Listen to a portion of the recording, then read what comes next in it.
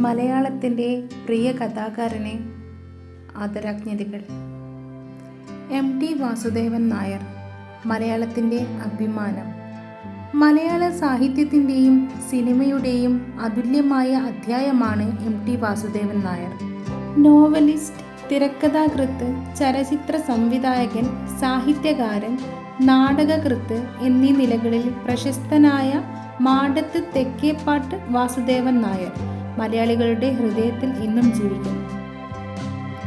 1933 July 15 Palakkad ജില്ലയിലെ കൂടല്ലൂരിൽ ജനിച്ച M T തൻ്റെ എഴുത്തിലൂടെ മലയാളിയുടെ ജീവിതം, സംസ്കാരം, പ്രകൃതി എന്നിവയെ ആഴത്തിൽ ചിത്രീകരിച്ചു. നാലുകെട്ട്, രണ്ടാമൂഴം, മഞ്ഞ്, കാലം, നിന്റെ ഓർമ്മയ്ക്ക് തുടങ്ങിയ നോവലുകൾ മലയാള സാഹിത്യത്തിന് നൽകിയ സംഭാവന വളരെ വലുതാണ്. ഒരു വടക്കൻ വീരഗാഥ, നിർമാല്യം, സദയം, കോളവും തീരവും തുടങ്ങിയ ചലച്ചിത്രങ്ങൾ മലയാള സിനിമയുടെ മുഖച്ഛായ മാറ്റി. ജ്ഞാനപീഠ പുരസ്കാരം, സാഹിത്യ അക്കാദമി അവാർഡ്, പത്മഭൂഷൺ തുടങ്ങിയ നിരവധി പുരസ്കാരങ്ങൾ എം ടിയെ തേടിയെത്തിയിട്ടുണ്ട്. കേരളത്തിൻ്റെ ഗ്രാമങ്ങളും അവിടുത്തെ ജീവിതവും എം ടിയുടെ എഴുത്തിൽ പ്രധാന ഒരു വിഷയമായിരുന്നു.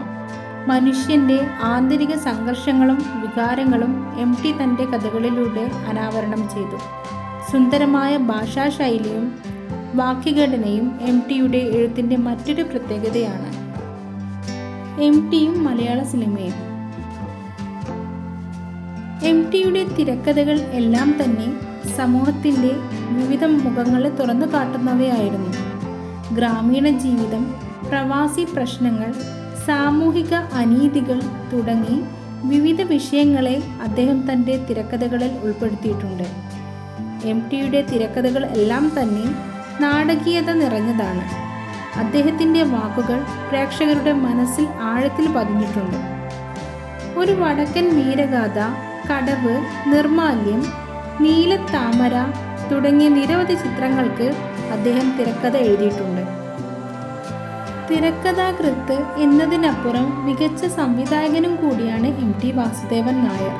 നിർമാല്യം, മഞ്ഞ് തുടങ്ങിയ ചിത്രങ്ങൾ അദ്ദേഹം സംവിധാനം ചെയ്തിട്ടുണ്ട്. എം ടിയുടെ വരവോടെയാണ് സിനിമ പുതിയൊരു തലത്തിലേക്ക് ഉയർന്നത്. അദ്ദേഹത്തിൻ്റെ തിരക്കഥകൾ സാഹിത്യത്തിൻ്റെയും സിനിമയുടെയും സംയോജനമായിരുന്നു. എം ടിയുടെ സൃഷ്ടികൾ ഇന്നും പുതുതലമുറയ്ക്ക് പ്രചോദനമാണ്. എം ടി വാസുദേവൻ നായർ മലയാള സിനിമയിലെ അമർത്യനായ കലാകാരനാണ്. അദ്ദേഹത്തിൻ്റെ സൃഷ്ടികൾ നമ്മുടെ മനസ്സിൽ എന്നും ജീവിക്കുന്നതാണ്.